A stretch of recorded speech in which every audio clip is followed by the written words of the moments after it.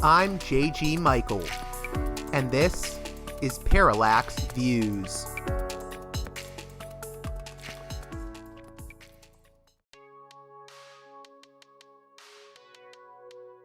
Hey there, Parallax Views listeners. Independent media matters, and your support makes it possible.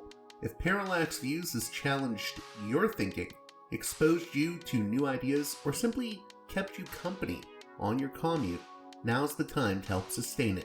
Listen, share, and if you can, support the show on Patreon at patreon.com/parallaxviews. One more time, that's patreon.com/parallaxviews. If you want, you can also make a one-time donation by contacting me at parallaxviewspod@protonmail.com. I can give you a link to my PayPal page if you contact me that way. Let's show what listener-supported media can do.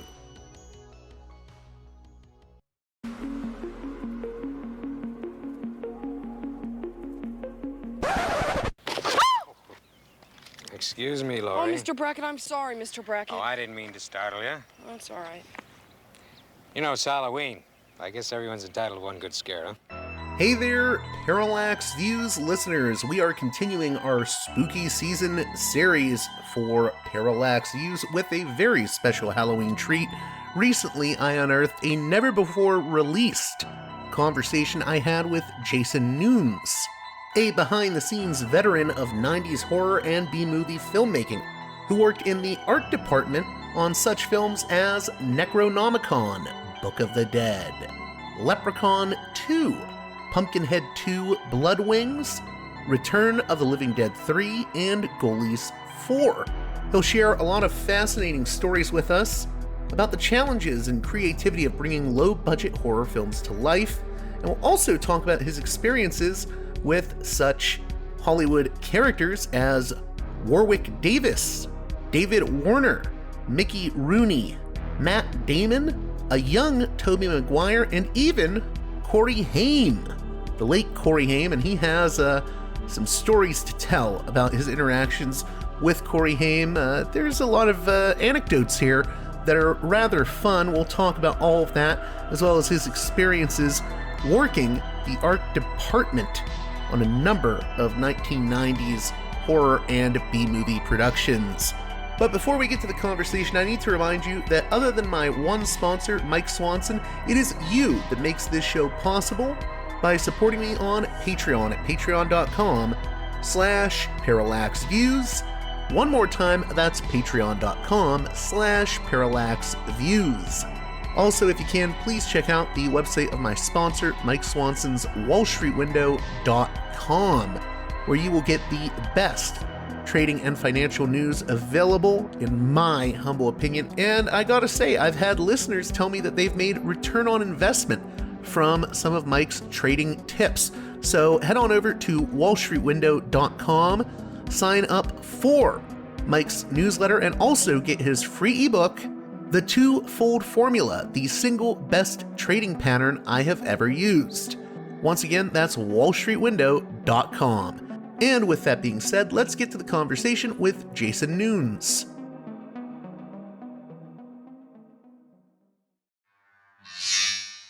Welcome to Parallax Views, a guest that I'm very interested to be speaking with. He was recommended to me by my friend Joe Matheny, who people will know as the creator of the alternate reality game Ong's Hat. But our guest is Jason Nunes, who, did I pronounce that right? Is it Jason Nunes that's right. or Nunes? Okay, Jason Nunes.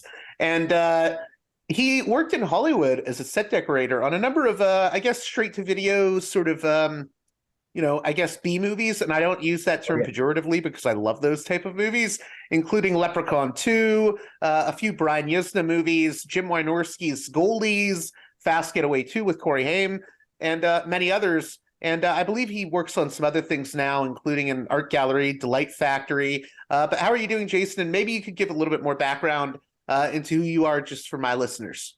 Sure. I'm good. And I'm psyched to be talking to you. Yeah, so I'm here in Brooklyn, New York, and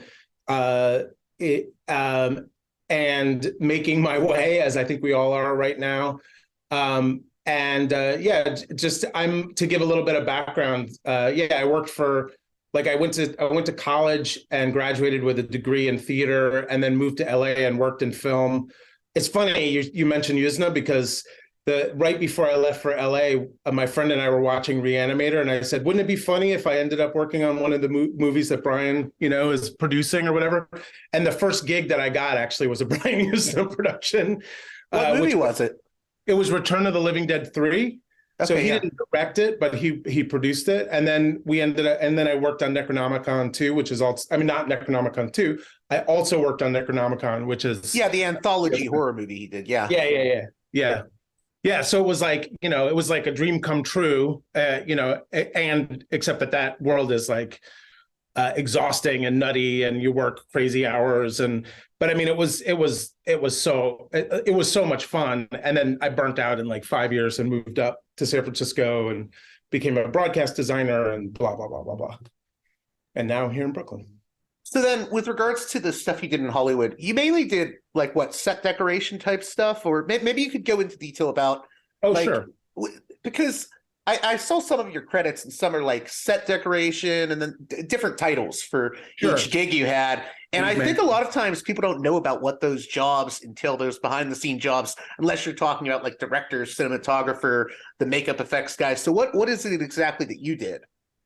So I worked in the art department. So art department is like what the sets look like, what the characters wear, what the makeup looks like, all that kind of stuff. So the look of the film. And art department is specifically around sets and props. And then I did a bunch of roles within both those worlds. So I was a property master on some films, like Fast Getaway 2 with Corey Haim. But mostly I was either an on-set dresser, and that's a person who's like the art department representative while you're shooting. So I'm on set while, people are, what's a good example? Somebody's eating somebody's brains on camera, that kind of stuff. I'm there representing the art department, making sure that there's set continuity. So like in between shots, if like a glass is half full, it stays half full throughout the shoot, but also responsible for things like, quickly slapping together some scenery if we need it, or moving things like, taking flat off so they can move the camera around the backside so they don't have to actually try to squeeze the camera in. I would like take the entire back side of the set off so they could put the camera there, that kind of stuff. So that was one thing I did. And then I moved into a lead man position. And basically that person is within the art cut out there for a second. You said a swing gang. You said a lead man position? Lead man. Yeah, okay. Yeah. So what a lead man is responsible for the swing gang. And so the swing gang is working when the film crew isn't. So we're setting up sets ahead of time. We're decorating the sets. We're not the swing gang isn't really responsible for set construction, but more like, whatever furniture's on the set, or, curtains, that kind of stuff. So then, basically I'm driving a truck around LA with maybe a team of 2 people, and we're working during the day while they're shooting at night, or vice versa, working at night while they're shooting during the day. So, but mostly, so that would have been like Pumpkinhead 2. I was more lead man with a small swing gang. And then, but something like Return of the Living Dead 3 or Necronomicon, I was the on-set dresser. So I was the art department representative while they were shooting. So then when it comes to those type of jobs, like, what do people not maybe understand about their role in making a movie what it is, especially when you're dealing with like a lower budget movie? Like, how central is it to making the film work? There's a couple of different ways to answer that question. We were talking about Jim Wynorski earlier. To Jim Wynorski, we were a hindrance to making the movie, and I could tell you some stories about that. But what I would say is that, especially I worked on mostly horror movies. Like, I think the only non-horror movie I worked on was Fast Getaway 2, which is like a action adventure Corey Haim like little vehicle. Horror movies is all about the look and feel of the set. You know what I mean? It's all about okay, sure, it's also about the latex monsters and the blood and all that kind of stuff. But here's an example. So in Necronomicon, we're shooting a scene where there's a police officer, this woman, and she is like chasing a serial killer, and she goes into this ancient temple underneath Chicago, and then falls down this hole into a pit filled with dead bodies. And she's there, like, I think she's set on fire before she's pushed down into this pit. Well, so we shot in that pit and it's a set. We were on a sound stage in Santa Clarita, California. And so it's like, the plywood walls and somebody's already built the set, and there's like a carved foam altar that she's moving around, lying on top of or whatever. But the whole floor of the set is covered with dead bodies. And so those dead bodies are like not real, obviously, latex rubber. So part of my responsibility as an on-set dresser at that point is I had like a Hudson sprayer full of fake blood and a Hudson sprayer full of bile. And before we would roll, I would like run out and spray fake blood and fake bile all over the entire set so that it has that sort of glistening, gross, sticky experience. And at the same time, somebody in the special effects team might be like blowing smoke, like a smoke effect over it. So it's like, what I would say, it's like, could you have shot it without me doing that? Probably. But would it have been actually gross and disgusting and creepy? Probably not.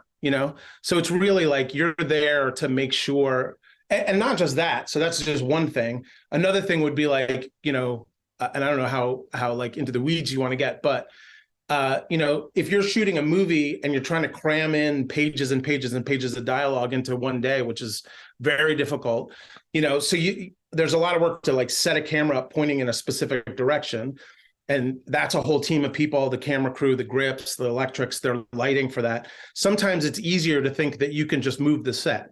So like we might have like a police interrogation scene over the shoulder of a cop at a I don't know, like we'll go serial killer again because horror movies.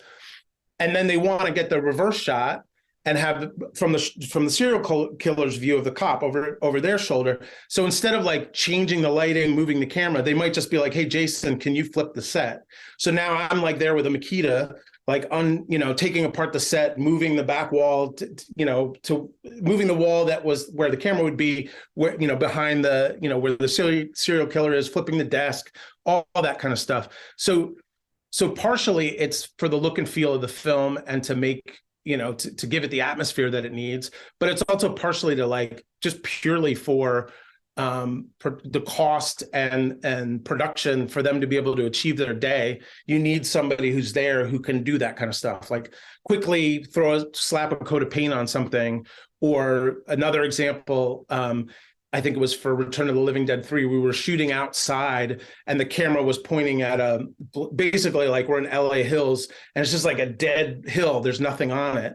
So I like ran around for 45 minutes digging up plants from other places and then replanting them where the camera was pointing so that it would look more like you would want to see a scene, behind your main characters, that kind of stuff. So it was all a combination of all that kind of stuff. And it was like every day, what I loved about it was you didn't know what to expect. You would just show up, and, every day was different. Every day it was something like that, like, okay, I guess I'm spraying blood today. Or, for Necronomicon, there was a scene where I had like a cobwebber, which is basically like a fan with what do you call it, rubber cement, and like we're creating cobwebs over a bookcase because there's an actor who has to peel through the cobwebs. Well, we shoot that 20 times, so you have to like respray the cobwebs each time, basically. So I'm curious, how did you end up working on Return of the Living Dead 3? Because Brian Yuzna is a very interesting producer and director to me. In some ways, I don't think he gets enough credit because I think he's a fairly competent producer, and it seems like he can efficiently get a good B movie done. And they're usually quality, given in terms of B movies. I think his movies have a higher quality than a lot of other movies that are called B movies. So I was really interested. How did you end up working on not just Return of the Living Dead 3 with him, but also Necronomicon?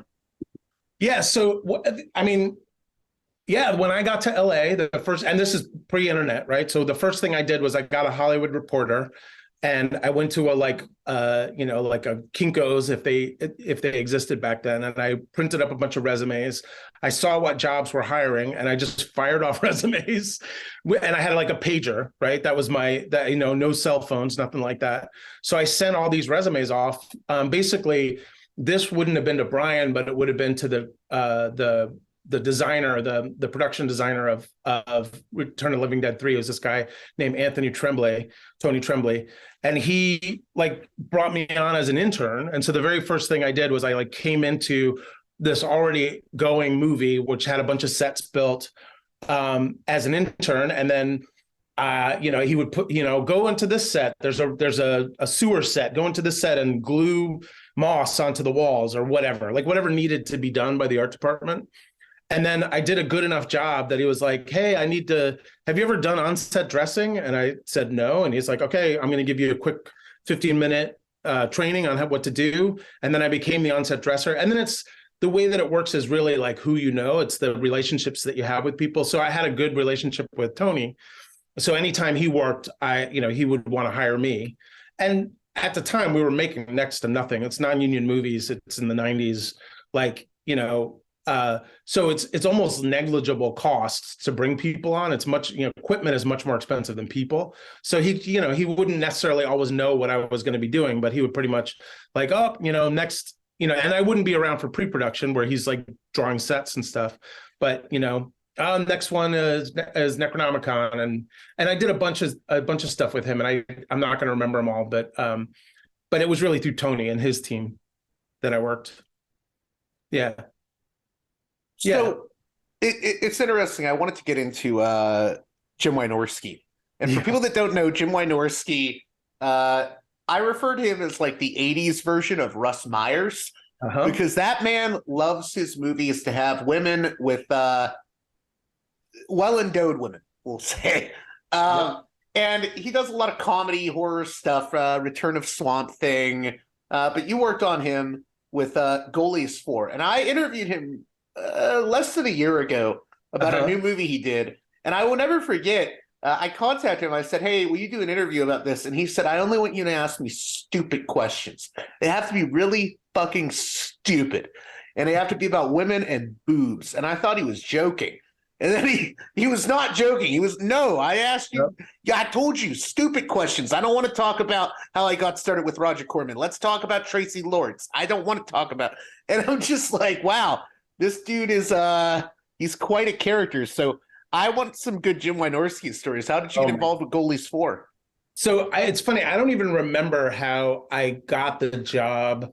I'm sure it must have been the same thing. Like again, it was probably not Tony, but like Tony had an assistant who was production designing Ghoulies IV, which not a great movie, but a fun movie. And so I just got hired as part of the crew. No idea what to expect. But what you're saying about Jim is 100% the way he was back then. Like he would show up in the morning, and his sets were amazing. We never worked more than say 10-hour days because he wouldn't work beyond a 10-hour day. Mostly because he just started screaming from the moment he showed up on set to the moment he ended. Right. I mean, for people that don't know, Jim is a guy that he would do movies on dares. Like I think that's Corman right. dared him to do a movie. I think a movie in like less than 3 days. And he did it. He did it in less time than it took for Roger Corman to make one of his movies. So he is like, I mean, for all his, sort of quirks, like he does get the job done. He's pretty efficient. And it sounds like working with him can be a whirlwind. Yeah. So my example of that is he had this thing that he would say, no matter who was. So, we're always preparing for a set, like for a shot. You've shot a shot of, I don't know, whatever, the Ghoulies are doing something. And then you rush in. We all rush in. The hair and makeup people rush in. The art department person rushes in. We're all rushing in to like reset the set, like get the makeup back to the way it was, whatever. And literally from the moment you would step on the set, he would start screaming, this is not Hair and Makeup 3, this is Ghoulies 3 or Ghoulies 4, whatever the hell it was. This is not Art Department 4, this is Ghoulies 4. Just screaming it over and over again until you basically left the set. And as soon as you stepped off set, he'd be like, rolling. Like he was just constantly putting pressure on us to work. And I don't know how, I'm not working in the industry anymore. I don't know how scandalous you want me to be, but I will tell you, I remember a day when Wynorski walked in, went over, we had like a set, we had our craft services table with food and drinks and stuff like that, opened up the cooler, which had all of our sodas in it, pulled a soda out, and then threw up, filling the cooler up with whatever, because he was also, I think, probably coked up most of the time. And sorry, Jim. And then he closed the cooler and walked away as if nothing happened and went right back to set and kept working. So that's just that's the energy of Jim Wynorski. And, and again, at the time, it was like a fucking roller coaster, whirlwind of a set, of a shoot. But it was amazing to get home, and get 8 hours of sleep. I never got 8 hours of sleep except on that one shoot, basically. It sounds like he was the type of guy that's like, I want to shoot this, get it done. Shoot this, get it done. Action, action, action, cut, action, cut. I got to tell you, at the very end, so and I knew one of the little people that played the Ghoulies because I'd worked on Leprechaun 2, and he was like a stand-in for the Leprechaun, or there was a scene in Leprechaun 2 where there's a bunch of little people. And he's a great guy. He's a really nice guy, but he was actually I knew two of them, and they were in the Ghoulies costumes. And at the end, Wynorski has them sort of waving at the camera, but what they're saying, and you don't hear it because we didn't record sound, and Wynorski had them say this too, was, fuck you, we got your $2. Because he knew he was shooting a straight-to-video movie. At the time, it was the cover would make you rent a movie or not. And he had no illusions about what he was making in this case. It wasn't like art. He was just, it was he was tasked with making this movie. And to your point about women with big tits or whatever, big busty women, he would show up every morning, not every, but most mornings, with somebody that he had met, stripper, somebody like that, on his arm, and we would have to find something for that person to do on camera. Like the wardrobe department had extra clothes and stuff, and we would find something, dress them up, and then they would be on camera at some point in some scene. So that was, I think he was doing it mostly because he likes women, and it was a way to make. He was good at it. He was very good at the kind of way that he made movies, and I'm shocked that he's still making movies, because I was pretty sure he was only going to last another 10 years the way he was going. The way. Why is that? Well, you just mean because maybe he was coked up a little bit, or? Well, that and his, just screaming like that. I'm like, this guy's got to have a heart attack at some point. And maybe he has, I don't know, but clearly he's still out there doing what he does best, Yeah, I think the first time I saw Ghoulies IV in a video rental store, it had the goalie on it, but it also had some bussy woman in a dominatrix outfit. Yep. 100% Wynorski. Yep. So he could just bring random women on the set. That's right. And be like, shoot her. That's right. I remember the wardrobe people just being you could see him in the morning. They'd be like, oh no, we got another one. We got to figure this out. So they just had at some point they just had, and I think they'd worked with him in the past. They knew what to expect. They just had a bunch of extra outfits, that they could just slap onto somebody. Oh, we need a nurse, or we need a, bar patron or whatever, Yeah, it's weird. I mean, I know people kind of make fun of those movies that people like Jim Wynorski or David Ducado, Fred Olin Ray, guys like that did. But at the same, I have a lot of respect for those guys in a weird way, because they've had such longevity and they're kind of workhorses. I mean, yeah, they may not be creating fine art or whatever, but they know what sells. They make the movies and they keep making them. And they keep getting hired. So, I mean, to me, there's something fascinating to me about them. They're very hardworking dudes in a weird way. Yeah, I mean, it's the Corman school. I worked on one Corman movie. What was it called? Red Baron or something like that. And Revenge of the Red Baron. Revenge of the Red Baron. Yeah. With Mickey Rooney, Mickey Rooney in this swan song as the World War II vet who fought the Red Baron. But anyway, there's something. Yeah, I that's what I loved about them too. I went out there wanting to work with Yuzna because I had seen Reanimator, and not just because I love that genre and those movies, but also what you're saying. There's some magic that happens when you're trying to work within the constraints of a budget or like time and you still like, there's still magic in those movies. I mean, I'm not a huge fan of Ghoulies 4, mostly because I remember Wynorski so well and it flavors my whole experience of it. But even things that like, nowadays, again, I don't know, like there's magic in Leprechaun 2. There's all kinds of weird, wonderful things that happen because you're moving at pace, because you're like cutting corners, because, and you're right. It takes a. Do you have to improvise a lot? What's that? Do you have to improvise a lot on set? Well, that's a good question. I mean, so from the creative side of things, as an art department person, absolutely, because what's happening is they're constantly trying to make their day, and things are constantly going wrong. So they'll be like, well, I know we said we're going to shoot this scene in the karate dojo, but now we have to shoot this scene in the cop, in the interrogation room.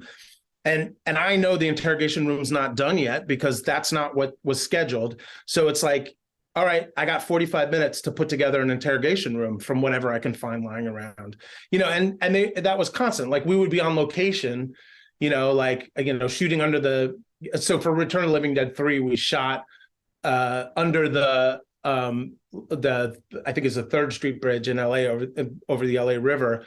And we're like, oh, we need a homeless encampment or something. I got to like manufacture that. That wasn't in the script. That's just somebody had that idea. So, and I would say less so for the actors. Like at least the movies I worked on, they're still going from the script. But where the improvisation might come is the performance itself. So they're still trying to like get the lines out the way they're written, all that kind of stuff. So it's not like Mighty Wind or something like that, or like, one of those improv-y movies, but there's definitely a lot of like left turns, you're pivoting. Yeah, things can go wrong in an instant on a low budget movie set. And then you're like, what do we do? What do we do? Oh yeah. Quick story. I was working on Fast Getaway 2, Corey Haim. We're in Tucson. He plays like a bank robber, like who's hired by banks to blah, blah, blah. And we're shooting in front of this house, this beautiful house. And I forget whose house it was supposed to be, but there's a cop car parked out in front of it. And they're like, we got to get this cop car out of there. And I was like, okay, I'll get it. I'm not supposed to touch it. I'm the property master. I'm only responsible for like the things actors touch, guns, whatever, hand props, all that kind of stuff. So and we're all exhausted. I haven't been sleeping, blah, blah, blah. I go down there to help out, throw the door open, throw the cop car into reverse, back up and rip the door off the cop car. And I'm like, well, this is it. I'm fired off this movie. I may never work again. But the guy who was the transpo captain is this guy named Milo Brown, who looked like Santa Claus, but he was like, 6'5" Santa Claus, huge. And I once saw him like lift one of his guys up and just throw him across the room. He was terrifying, like a biker Santa Claus. He came up to me and he's like, well, Jason, we needed to know which cop car we were going to blow up in that scene with the rocket launcher. I guess this is the one we're going to blow up. And I was like, all right. And that's on, that was on me. Like I fucked something up. Like I'm just one of many. We're all like without sleep. We're all running around trying to, sometimes it's not in anything I worked on. Sometimes it could get tragic, like with the, where a property master doesn't check a gun right and something. Yeah, I was going to ask you, like, what are your thoughts on, like, I mean, there was the whole thing with Baldwin recently, Rust. Yeah. But the big one everyone thinks of is, Brandon Lee and The Crow. Yeah. And I've always attributed that to, it seemed like the studio was doing like some cost cutting stuff. But I was wondering if you had any thoughts on how those tragedies happen or what leads to them.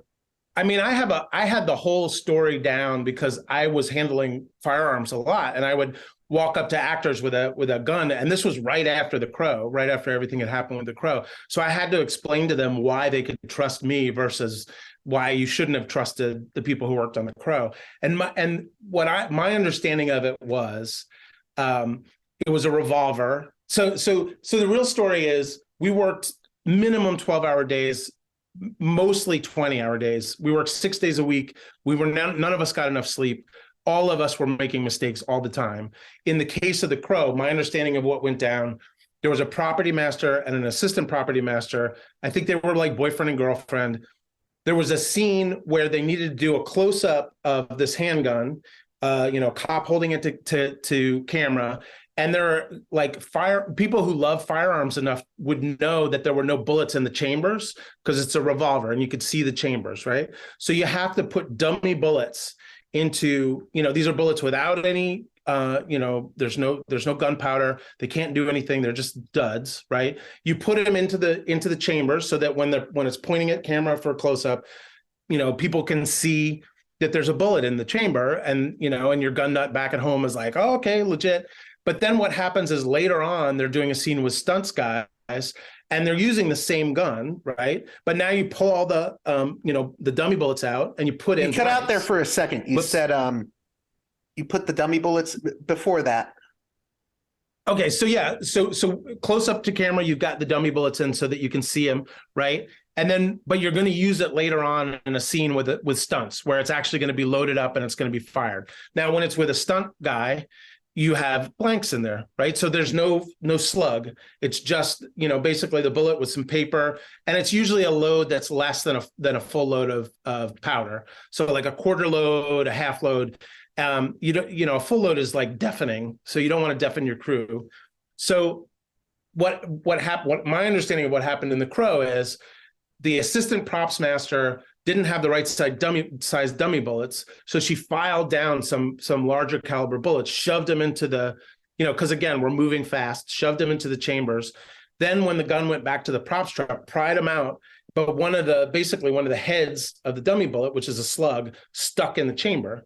And then they have the scene with stunts where you load in, they're shooting blanks. So you load a bunch of blanks into the chambers. Well, now you've got what's basically a live bullet. You've got a blank sitting behind a dummy, like a slug sitting in a chamber. Now, what should happen is the props master should check the gun, point it at himself, look down the barrel, open the chamber, look at the chamber, make sure that there's no like I don't know what, a rock or anything like that in any of the chambers, so that if the blank goes off, it's not going to like shoot something through the bullet, through the gun. You actually put your thumb so you can see the reflection of your thumb through the barrel of the gun, so there's no obstruction in the barrel. Then you hand it to the stunts guy. He's supposed to do that actually, and after the Brandon Lee movie, the first AD would also look at it. So like 3 people are supposed to look at this gun, but nobody did. They're tired. It's like the middle of the night. Also, and then so you have this perfect storm, this perfect like horrible event happens, and the stunt guy pulls the trigger, and it's a real bullet suddenly, and really the shell actually goes to now what should have happened, which is what makes it sort of freaky. The shell is still too big. Like, she filed the bullets down to fit in the chamber. It should have blown up in the stunt guy's hand is what really should have happened. That's what happens in situations like that, or not blown up, but cracked, and and then your stunts guy has to go to the hospital room or whatever. But in this case, it was like a perfect storm that led to Brandon Lee getting killed. But and I'm working props right after that. We had to have that story on hand. Was there a lot of panic after that happened, where people are worried about I don't want to work with guns, or No, nobody, and actually actors were really cavalier about it. They would, they're still little kids, some of them, and they're playing cowboy and doing a gun rotate on their finger or whatever. I'm like, please don't do that. That gun actually has blanks in it, and if it goes off and it's pointing at you, it's going to hurt you. John Eric shot himself in the head with a. It's they're legitimately. Oh, do you not know that? John Cut out there for a second, or am I cutting out? Yeah, for a second. Do you know the John Eric Hexum story? Okay. Do you know the John Eric Hexum story? So John Eric Hexum was an actor in the 70s who was handed a blanks gun, and he was like, "It's just blanks," and he put it to his temple and pulled the trigger and killed himself because it's a blank, but it's gunpowder, and it drives the piece of paper that's sitting over the top of the gunpowder through his head and kills him, basically. So point blank range, it's still going to hurt you at minimum, if you fire it into yourself, basically. So, but actors, they didn't seem to care about that stuff very much. I cared about it because I didn't want to be responsible for anybody getting hurt, but they were like, it must be difficult too, because not only are you having to work with these guns and you're worried about if I don't do everything right, a tragedy could happen, but you're also working on these extremely tight schedules where you're sleep deprived. That's right. So it's that must be nerve wracking, man. Yeah, I mean, I was in my 20s, so it's like I felt indestructible and like everything was fine. But yeah, I mean, in hindsight, there was also a shoot, I forget how long ago, where like some production person got hit by a train, and it really does come down to exactly what you're saying. It's like we're all sleep deprived. Everybody's sleep deprived. There's not anybody on the film who's not. So there's nobody who's like the adult in the room who's looking out for each other. We're all just trying to like get it done, you know? And then, yeah, things happen. You know, you rip the door off a cop car, somebody gets shot. Like it's almost guaranteed that something bad is going to happen. I was going to ask, and I don't know if you want to get into this, but have there ever been any near calls that you've seen on like a set where it's like something could have tragically happened? Because I've had people like Linnea Quigley on, and she was telling me about working on Nightmare on Elm Street 4, where she's bursting out of Freddy's chest. And I forget what it was, but she said like something could have fallen on her after that happened, but luckily it didn't. You know, so I feel like there's a lot of times where you don't have like the type of tragedy you see on the set of like the Twilight Zone movie with, you know, what happened to Vic Morrow and those kids. But you do have close calls sometimes. Have you ever seen any close calls while working on a film? I mean, nothing that what felt like it would have been fatal, but like using the example of spraying down the set with all the dead bodies, where I'm spraying it down with fake blood and bile. That's like, that shit was slippery. And you have like, you know, like a DP walking out into the set to figure out where lights are. I saw people like take total headers in the middle of that, like slip, boom, you know, like blood's flying up everywhere. You know, they got to the point where they would scream, like yell at me, like when I would come in to do it, they'd be like, you know, not this time. You know, I'm like, well, it's got to be. So, but nothing that I could remember being life-threatening for somebody. But little shit like that happened all the time. You know, like and stuff like somebody driving a camera dolly into a set wall, and suddenly I've got a hole in a set wall that I have to fix. Like that happened all the time. You know. What was the usual shooting schedule like? Was it usually like 2 to 3 weeks, or? So yeah, you mostly 4 weeks. That's what you wanted, was a solid month to work on something.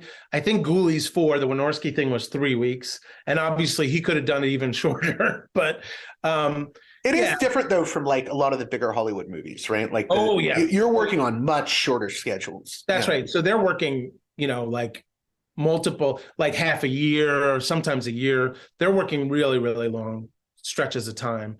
But yeah, the low budget stuff is like a month is about maybe 6 weeks if you can push it. But again, and at the time, the biggest expense was things like film, you know, so that, you know, film is very expensive. Nowadays, you could do it a lot cheaper. So rental costs. Well, now you don't even use film, right? It's like digital video. Right. Yeah. That's right. But so like we would, you know, like back in the day, we would almost never do more than 2 takes, not because the director got the shot that they wanted, but because they just didn't have the money to spend on film. So like if an actor flubs a line, you're like, well, that's going in the movie, you know? So I got to ask, since you mentioned Revenge of the Red Baron, the Roger Corman produced Mickey Rooney movie, I'm curious because that actually had a Before They Were Famous star in it. That is right. Tobey Maguire. Did you get to see Maguire on set in his youth? Yeah, I did actually. I'm not going to say I hung out with the guy, but I was on set with him all the time. Actually, I left 3 weeks into that, so it had like 1 more week to go, and I had to replace myself. But yeah, I was there for all of his scenes, and it's funny. I looking back, I was like, do I remember Tobey Maguire? Like, I guess so. Mickey Rooney was such a big personality on that thing and was insane. He was like a nut job. Why? I have to know. Well, he would just be talking nonstop. Like he never stopped talking, telling stories about the past, telling stories about his glory days, you know, up until the director would say action. So he was just talking, even when the rest of us are quiet, like, you know, quiet on set, we're rolling, you know, sound speed, all that kind of stuff. He's still talking. And then action, and boom, he was like, he's like, the Red Baron's coming or whatever. Like he would, and then as soon as the director would say cut, back to talking. You know, he was just like. It's like an on and off switch almost. That's right. And, you know, and it was like, you know, at the time, again, I didn't, you know, I didn't appreciate this guy is like was one of the most famous people on the planet for like a decade or so. You know, like everybody loved Mickey Rooney movies in the 40s and 50s, you know, 40s really. But you know, at the time it was like, what, this crazy old man, like, why can't he stop? Like, and he would be talking to you. Like I'm just trying to like, you know, there was a scene where somebody had to like kill a mosquito, and I have like this dead mayfly that I'm trying to put on somebody's arm with a little blood squib. And Mickey Rooney is just like blah, blah, blah, blah, blah, blah, blah about, I don't know, like, you know, Bullets Over Broadway or whatever. I mean, I don't think he was in that, but something along those lines, you know. He was not. I mean, I'm sure the guy had 1,000,001 stories because, I mean, people forget he did a lot of comedy stuff. He did. He was in all kinds of stuff when he was younger. He was in like mob movies. That's as right. like mobsters. He was doing film noir. He was like everywhere. You know, he was big in like the 40s and 50s. Yeah, and he really, like, to his credit, he had so much fun. This was this was a Corman movie, a low budget movie, right? It didn't matter to him. He was still like giving a full performance.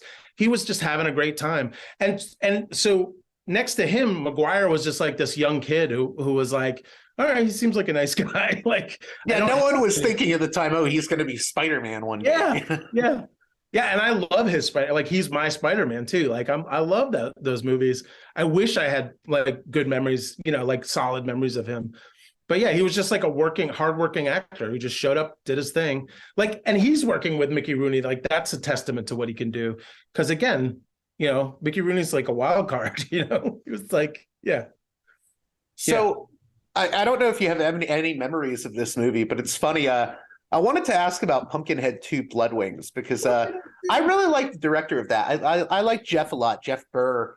I remember I met him at a convention. I had him sign a copy of his first movie. It was called From a Whisper to a Scream. And I think he was like a little bit drunk, tipsy. And he was like, I'll sign a bunch of stuff free because no one ever asked me about this movie. And, you know, my brother helped me make it before he passed away or something. I forget.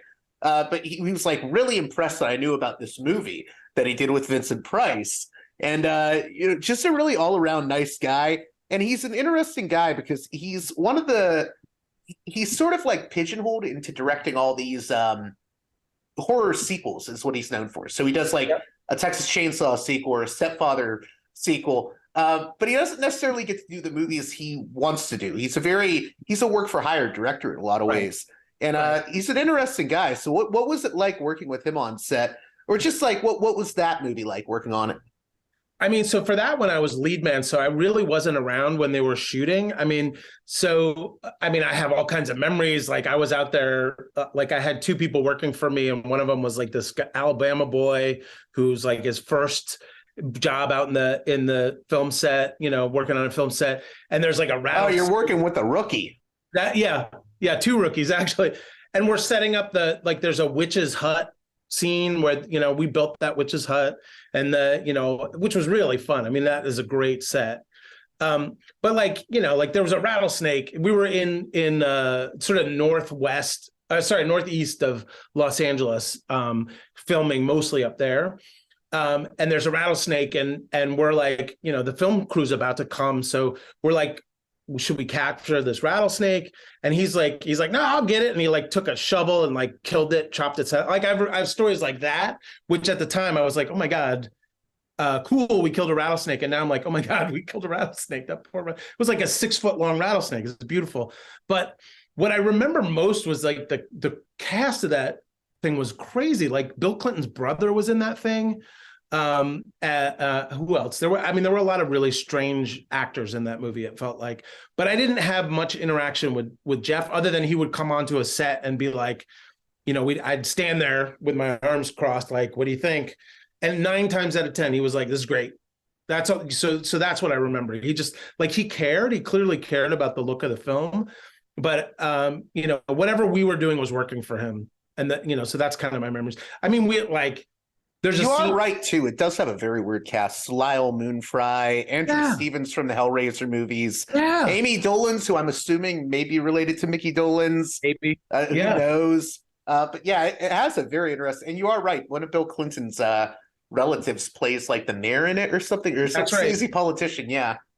Yeah, Billy Clinton or whatever. Yeah, and at the time, like he was in the news because he was sort of like the drunk, hick relative of Bill Clinton, not Billy, whatever his name was. Yeah, but, Roger Clinton, yeah. Roger Clinton, and so like there was even he had a beer, like a beer brand that was his beer brand, like Billy Beer or something like that, and he was leaning heavy into the redneck, like he was just like.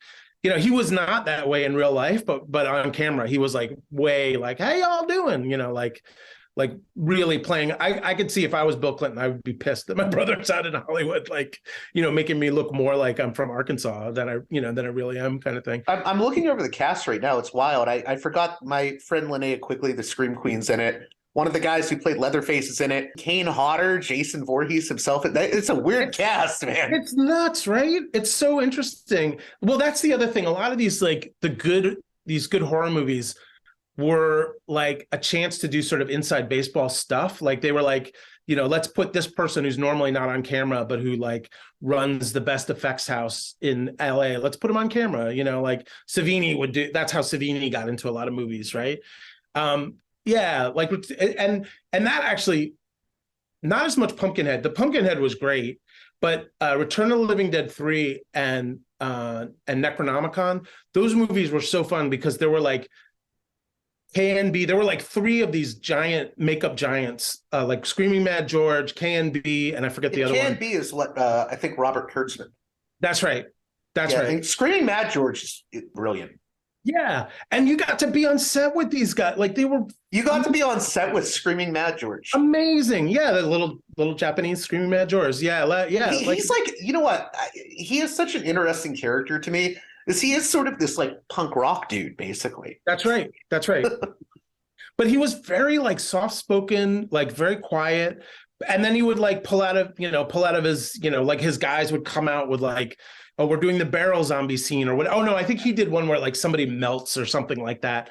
And so like he's got his an incredibly detailed, beautiful work of a zombie that gets melted, or I think it was actually like a soldier who gets melted because he gets poured the zombie juice gets poured on him or whatever, the barrel gets poured on him. Like it was incredible. It was like I feel incredibly lucky to have experienced all of that. These guys were like at the top of their game. This is before digital effects like took everything over, and so they were doing this work in between big movies because they did it for fun. They weren't making effects because it was like a money making thing. They did it because they loved it. Well, guys like Screaming Mad George, I think he worked on like Predator. And then worked on the smaller movies, That's right. Right. And they would do like, like maybe Gump, like somebody would have just done Gump and like amazing makeup effects in Gump, but they really wanted to go back to like, we got to do somebody's head exploding or, you know what I mean? It was like, that was the fun that they had were the monsters really, Return of the Living Dead 3, so much fun stuff. There's, so the premise is that this like, girl gets bit and the only way that she can like control herself. It's a tragic love story, basically. It is about a zombie girl. Yeah. It's a weird movie because I know people that love the first 2 movies that hate that one because they'll say it isn't like the first 2 movies. The first 2 movies are like horror comedies with like a punk rock vibe. That's like a tragic zombie love story, the third one. And I always say to people, you don't watch it as like with the first 2 movies in mind. Watch it like you're watching a Reanimator movie. Yeah, it's its own thing, really. Yeah, and she was great. I mean, all the actors were great in that. I love the whole the conceit that she has to like pierce herself. The pain will allow her to control her cravings. So there's like a whole scene we do where she's like, there's like an LA street gang that's coming after them, and she's like busily piercing herself so that she doesn't lose it and eat her boyfriend, and then they like burst in where she's hiding, and she's like suddenly got all these weapons because she's got like a rock pierced to her arm or whatever, like, and so suddenly she's like this mad killing machine. Who was that actress? Melinda Clarke. Oh, she was so good. And it always makes me sad that she never. She should have been like a big scream queen after that. And there was another one she was in called Killer Tongue, which is one of the weirdest Spanish movies. It's like a Spanish American co-production where she gets possessed by an alien, and it causes her to have like an alien demonic tongue that kills people. Oh, I love it. It's a very bizarre movie. She's a very like physical actress, and she could do a lot of things. She's not just, I mean, she's beautiful, all right, but like, she could do a lot of different things in the movies she's in. Yeah. From what I've seen, she should have been a bigger scream queen. She ended up a series regular in something, right? Like she's in some. I think so. Yeah. But it's funny. This could be apocryphal because my memory is really like, is this something I made up or not? But I remember, so in the scene where she's all pierced up, she's sitting there on like a props chair, and like part of it, her boobs are hanging out, right? Like going back to Wynorski and talking about boobs. And being the young, innocent person, I grew up with hippie parents and stuff. I was like, are you uncomfortable being exposed like that? And my memory is she was like, oh, what, these? No, these aren't mine. Mine are much better than these. And she said that to like... Oh, because were they like prosthetics? Yeah. Okay, they were prosthetic boobs, basically. And it was like the nicest, like I'm a 22-year-old kid or whatever. And she just yeah, she had no pretensions. She was really the best. Like she was one of my favorite actors to work with. Yeah. So have you ever had to work on a set where there's like a nude scene? What's the atmosphere like on those? Oh yeah. It's funny. I asked that because I've had a lot of actresses on, and it's always interesting. I've had some actresses on that will say that they get nervous doing it. And then I have other actresses like Brink Stevens that'll say, I used to go to like nude beaches with my gay friends when I was young. I never had a problem with it. But like, I'm assuming the atmosphere changes a little bit when there's like the big nude scene in the film. Yeah, I mean, so it's funny because I've been on both sides because I've also done stint as like, very small roles in like either student films or, like a very small role in a feature film or something like that and I've had to do like nude scenes with people before. And it's a different thing when you're like lying on the bed versus when you're in the room. But basically, you kind of have to be vulnerable to do it. Yeah, yeah. The way that it worked when I was a production guy is like they would just clear the set. Like it would be the essential crew. Sometimes me, because I'm the onset, like I'm the onset dresser, so I have to be there. But it was, it's also very like much a construction site. Every film set is like a film set and a construction site and a like carnival like setting up in town. Like so. You got a scene where two actors are going at it, but like, 100 feet away, somebody's got a chain, got a chop saw going, so it's like, I don't know what it was like for them to be in that experience. Most of them were like either young and hungry. And so seemed fine, or we're like pros that were just like, all right, got to do this now, take my top off, blah, blah, blah. There was, so in Necronomicon, there was, oh gosh, what's his name? Such a great, like he was in, at the time, it was sort of like a known horror film actor. I'm not going to remember his name. It's terrible. Was it Bruce Payne? I think he was in that. Bruce Payne. Jeffrey Combs. What's that? Jeffrey Combs. I love Jeffrey Combs. It was Bruce Payne. So Jeffrey Combs, okay. I love to death.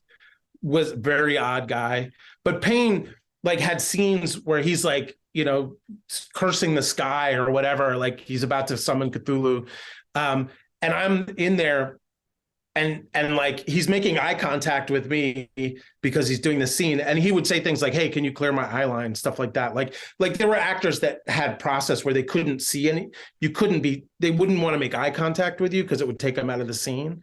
So I would imagine, and like that's how Bruce Payne was. He was like, I can't make eye contact, it'll take me out of the for most scenes he didn't care, but if he had to do like something big, and he was very like personable, he'd be like, Jake, would you mind like clearing my eye line? Like he was like, he's a very underrated character actor. He's a very good character actor. Yeah, he was a real and a very sweet guy, big personality. That what I remember what I loved about of Necronomicon is that like there were 4 different directors and they were all from different places. So like that, the thing he was in was directed by, I think this guy, Christophe Gans, who is like a French guy.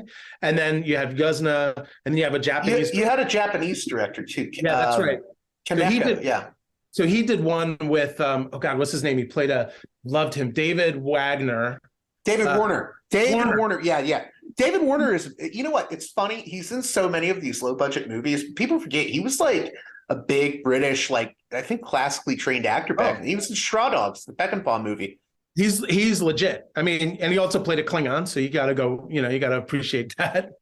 But yeah, so like each director had a different way of communicating. Like I just remember like Christoph Gans would be like, and I'm sorry, I might do a French accent and butcher it, but he might be like, as the camera is sweeping up the staircase through black, white, black, like he was like a big personality. And then we reach the top, and this is when you appear, Bruce, and and then you have like the Japanese guy who was speaking through a translator, but everything was very like precise and small and quiet.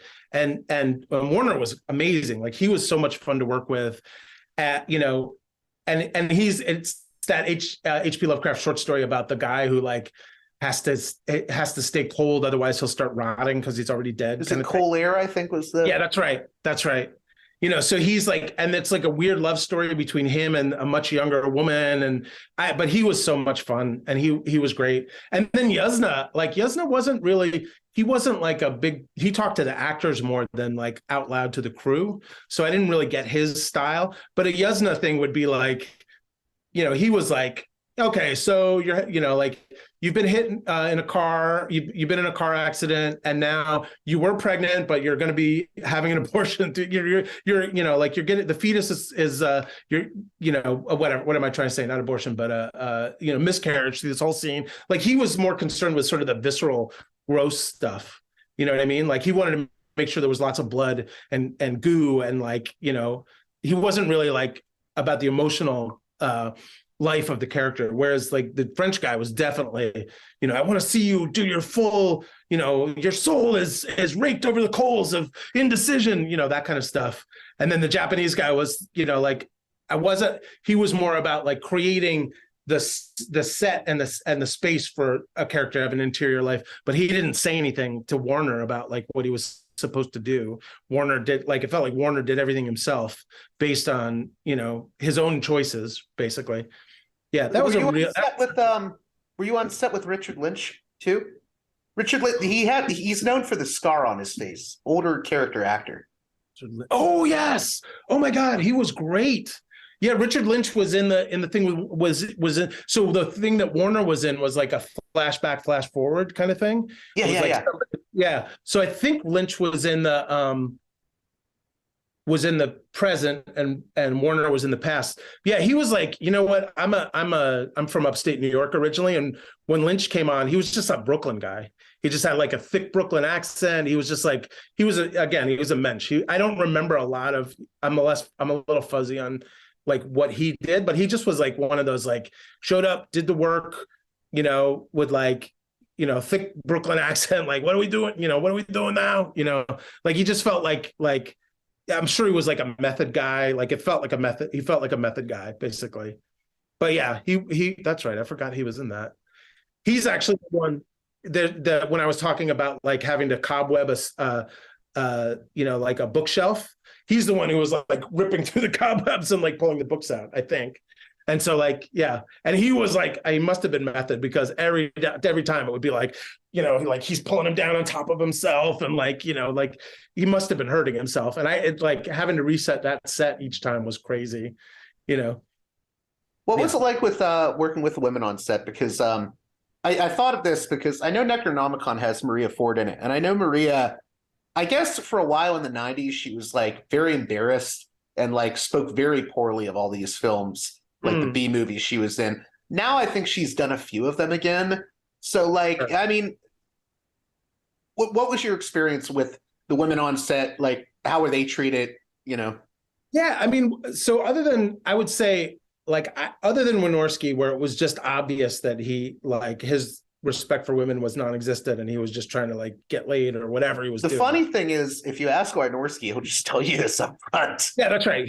There were no, he was not, he wasn't trying to be a good guy or anything like that. He just was who he was. And whatever, that's the industry too. I feel like, so when I started, it had just started to shift. Like prior to me starting, cocaine was like a big driver of movie making. In fact, I worked for a props guy who like basically I took his truck and I went out and did prop master, but he was really supplying all the props and stuff. And he showed me like he had another truck, and he showed me like where there was a mirror where you could like he had a roll down desk, and where you could like open the desk and then pop a like a little latch and reveal a mirror. And he's like, back in the day, I used to have to, it was a props job to supply coke for the shoot, because that's what the shoot ran on. So you'd have your grips coming up into the props truck, doing a line, and then going back out and working another 5 hours or whatever. But things had changed a lot. And I don't know, I was in my 20s. Parents were hippies. I went to UC Santa Cruz. So I have a very very sheltered, liberal perspective. I didn't see a lot of like what looked like sketchy stuff to me, but also I don't know that I would have noticed it. There definitely were there were like body doubles. There was a woman in, was it Return? There's a woman in Return who was like a body double for where she's and a body double is like a woman who who gets naked for an actor who doesn't. Yeah, I was going to say that the example I'd like to go to for that is you ever seen the original Wicker Man? Oh yeah, yeah. The scene with Britt Eklund where she's like trying to seduce Sergeant Howard or whatever his name is in the movie. They had a stunt ass. Right. That's right. Yeah, that's right. So and in this case, now that I think of it, this woman wasn't even like a body double. She played there's a scene where like Cthulhu, I think, is like coming at somebody in the form of a woman, like a tentacle has turned into a woman or something like that. And she was a corpse, like floating in a tub of water, which why would that be a thing? I don't know. But, and she would be like on set, naked pretty much all day long. And she seemed fine. She seemed like she knew what she was doing and why. But that said, we were pretty, it was still 90s LA, there were, people were still like, oh my God, one of the very first things I worked on was this horrible, I don't think it's on my IMDb page, which is this horrible, like softcore porn thing called Hollywood, I don't know, something Hollywood or something like that. And, that was really weird. It wasn't hardcore, but it was like, scenes of women in locker rooms, like being naked. And there definitely were a subset of women who were in LA trying to become famous, who were, I don't know where they came from, but were willing to do things that there were a whole other group of women weren't, right? So they were in these like weird, softcore things, or they would be the body doubles or whatever. And it always like, I was always like, what's the story behind why these women are doing what they're doing or why they're here? Not in a judgmental way. I was just like curious.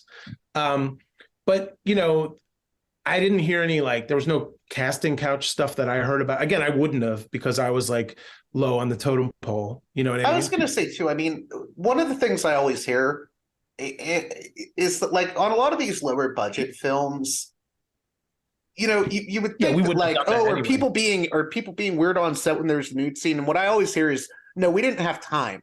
Like there's no time. Yeah, that's right. This. Like if a woman doesn't want to get nude in the scene, we just have to find someone else, or we have to find a workaround, or we have to you're shooting so quick. There's not time to be super lascivious or whatever. Yeah. No, if anything, Lecce would have happened before we started shooting. Once we started, to your point, once we started shooting, it's like a runaway train, and you gotta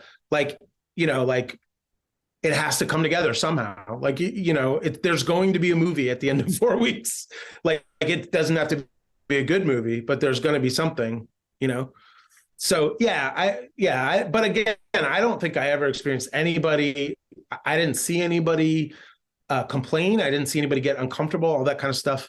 That said, I don't know if it was happening or not. I just wasn't, I was also very heads down, what's the next thing we're shooting? What do I have to do next? Yeah, etc.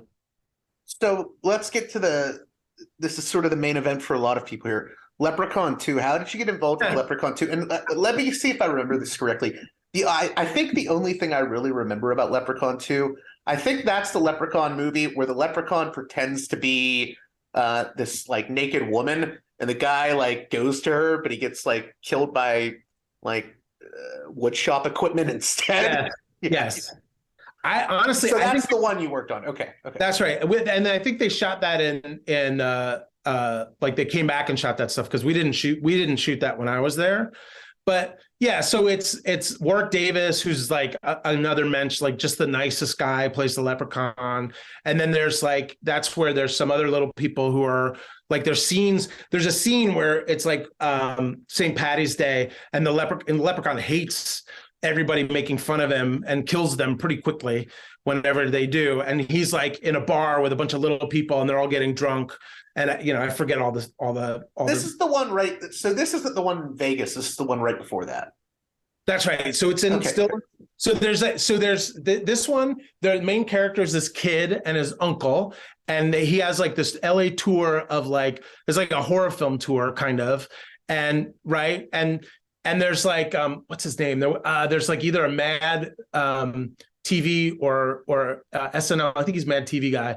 He like plays like there's a lot of deaths, right? There's a lot of like crazy over the top funny deaths. Like he plays a really like snooty barista, and the leprechaun uses the milk steamer to steam his face off. Like there's a lot of stuff like that in it, basically. So the director's name was Rodman Flenders, if I remember correctly.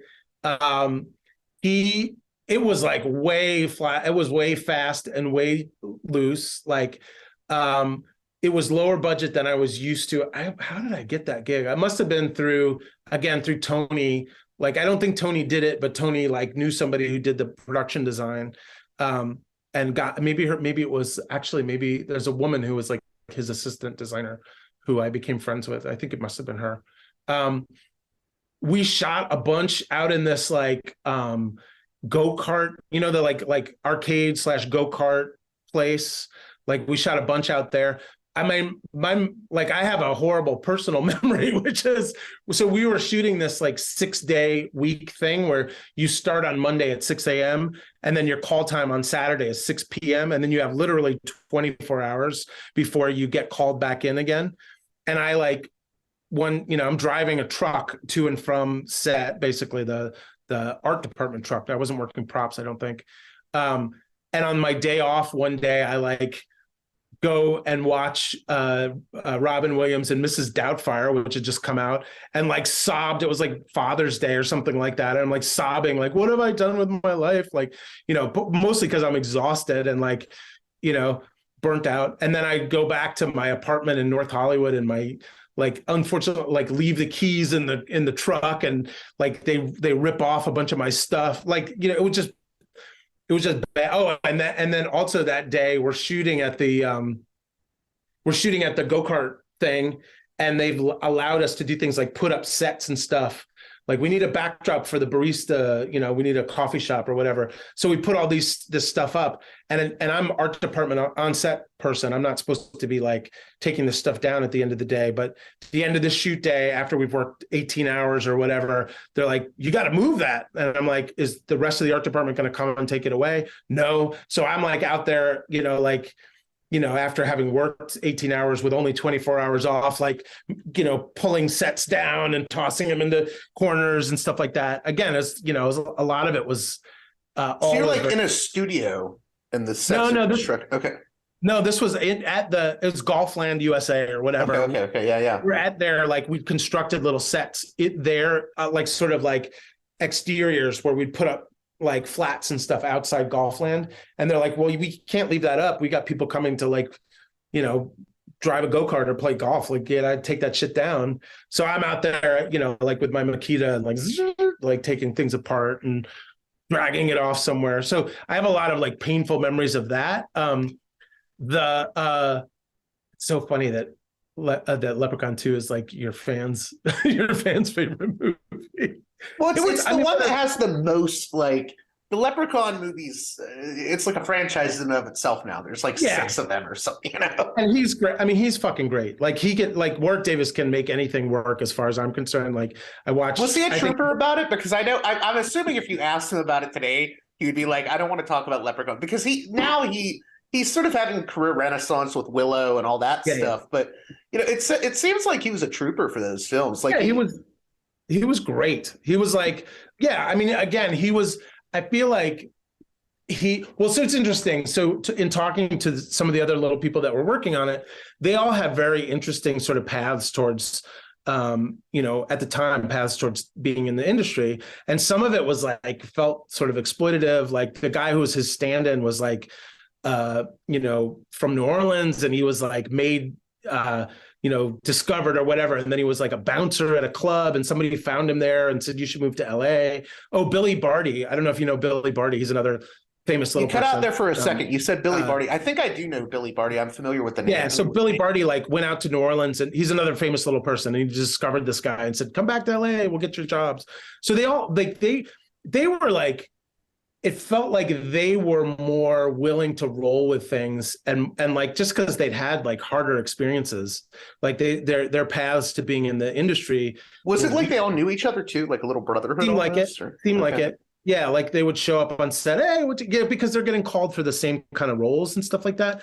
And Warwick was like, he felt like sort of like how old was Warwick at the time? He felt young to me. He felt like a young dude, but he was just like a solid working actor. Like he just showed up on set. He did exactly what he needed to do. There was never any complaints. He was very like personable and nice to everybody. Like I have a huge amount of respect for him. And I don't know, like, what he would think of these movies now. Like, to me, it's like, it's part of what, it's just part of his journey. Like, I mean, I'm assuming people will ask him for an autograph if they're Leprechaun. He's probably fine with it, but yeah, I don't think, like, I think what he probably wants to be remembered for the movies like Willow and whatnot, but I'm sure he doesn't have like a disdain for the movies or anything. I mean, he made paychecks from them, so yeah. And he like ate the scenery. He was like, he had a great time. Like it felt like in that. Well, yeah, he was like the star of the show, right? Yeah. It was great. Like, and maybe that's it. Like at the time, even though this was the second sequel, so he hadn't been through like 50. He wasn't in Leprechaun in the Hood or whatever the next one was, Yeah, he was great. And it's funny. I have memories of that. Like there's a scene where he summons like his gold, and it's like like a kettle filled with gold coins or whatever, like a witch's kettle filled with gold coins. And it was me, like I'm like, it's floating in the air, but it's me with my hand under it, like floating it in the air off so camera doesn't see me, so again, it's like, it's not even smoke and mirrors. There's no mirrors involved. It's all just like, like whatever works for a shot. And he loved it. It felt like he was having a good time even with that stuff, and again, this was very like, if he'd worked on, like, was he in Return of the Jedi? Like He was one of the Ewoks, yeah. Yeah. So like that had to have been a totally different experience than what we were doing. Like we had a craft service table, but for that movie, basically all it had was Twizzlers, which every craft service table has, and Lucky Charms. That was it. Like those little boxes of Lucky Charms, that's how low budget the movie was. And that's like, if you're going to make a low budget movie. That seems apropos. Lucky Charms for a Leprechaun movie. It had to be somebody's joke. Like I ate them every single day because I love those damn things. But it's like, if you're working on a low budget movie, the one thing people will splurge for is craft services, because you want your crew at least slightly fed and happy, like not incredibly miserable. But this film didn't even do that. Like it was very low budget, and yeah, I wish I could. The main actor, like, so there's like a guy and his girlfriend, and the leprechaun takes the girlfriend, and he's like chasing after him to try to, if he like has a single gold. Oh, that's right. At the very end, he has like a piece of gelt from like Hanukkah chocolate, like in the shape of a coin. And he like holds it up to the leprechaun, and the leprechaun's fooled into thinking it's a real gold coin. But then he like unwraps it, and he's like, real milk chocolate, genius. It's magically delicious. I remember all that. Yeah, it's it's a weird, it's a funny, goofy, over the top horror comedy, basically. Right. And apologies to anyone if the scene I was describing was probably from another movie. I don't even know. No, I think it's in there. Because the first three for some reason always blend together for me. Yeah, they blur. Yeah, and then by the time you get to the fourth one, and it's like, oh, we're going to space now, and then we're going to the. You know what's funny? I remember someone said to me, "Oh, the Leprechaun movies are such horrible horror movies," and I'm like, "Well, they're not exactly straight horror movies. I mean, it's very. I mean, they're. I'm assuming they knew what they were making on set. right? Like they're very tongue in cheek. I would say they're horror comedies. Oh yeah, yeah. It's funny what. Yeah, I mean, I think the people making those movies knew what they were doing. It wasn't just like we're gonna make a scary movie. You know what I mean? Yeah, that's right. Well, so what I would say is the director, Rodman Flenders, who I remember fairly well, like, I don't think that he was giving direction like be goofy or whatever, but we knew it's the same with Ghoulies 4. You know, it's like the taglines. People are seeing these movies for like the funny things that the monster says, you know, or all that kind of stuff. So it's like, you know, it's a comedy, you know, even though sure, there's scenes where people like, again, the scene where the barista insults the leprechaun and then gets his face burnt off. It's like they hired a guy who was from Mad TV. Like they're not gonna, you know, they know what's going on. You know what I mean? It's not like while the director's there, it's like, well, that's not funny enough. Let's do it again. But it's definitely in the air, you know. And there's a difference between that and say Necronomicon. Like Necronomicon's pretty serious. Necronomicon's supposed to be taken pretty seriously. I would say Yuzna's movies have that sort of harder edge. Absolutely. Less of the comedy, yeah. Absolutely. But the ones, Ghoulies 4. I mean, even. I guess Reanimator had a lot of comedy in it, but I think you know what I mean with Yuzna movies. But Reanimator, it's Jeffrey Combs. Like he is so freaking brilliant. Like so in Necronomicon, there's like a wraparound story where it's H.P. He's Lovecraft. H.P. Lovecraft, yeah. Yeah. And he is, and we shot that in this crazy building in like Watts or Compton or something. It was like an old mosque that we turned into this like crazy book, you know, like library of forbidden books. And Combs is he is so fun. He was such a fun person to. Why is that? Well, again, he was just an oddball. He's like a Crispin Glover kind of person. Like it felt like he was like just an odd person to begin with, but then he would like turn it up to 11 when he would start to act. And so everything he did, like and you know, he was an awkward guy, very nice guy, awkward guy. But just watching him, you know, it must be like. So I worked on the reshoots for Army of Darkness, which I'm not credited for. It's Bruce Campbell too. It's like those guys, they know what they do well. You know, like it's a different thing. Like Jeffrey Combs is doing, you know, he's not doing like slapstick the way Campbell is doing it, but he's got his thing that he does really well. And like the like intense, crazy, like, is he going to snap kind of thing? He's just so good at, you know? Yeah. So I was going to ask, what's the difference between like, you know, doing a regular shoot and then having to do reshoots, since you mentioned having to do reshoots for Army of Darkness?